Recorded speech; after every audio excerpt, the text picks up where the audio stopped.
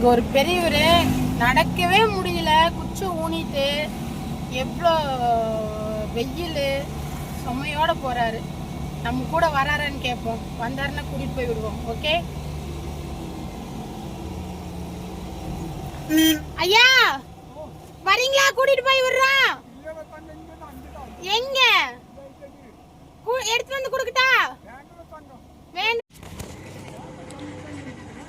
ஆமா, ஒரு வழியை கொண்டு போய் போட்டுருவோம். எங்க போட்ட? இங்க போட்டா போதுமா?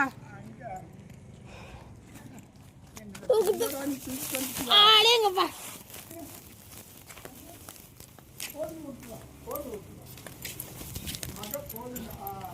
ஆடே சூப்பரா இருக்கு தாத்தா.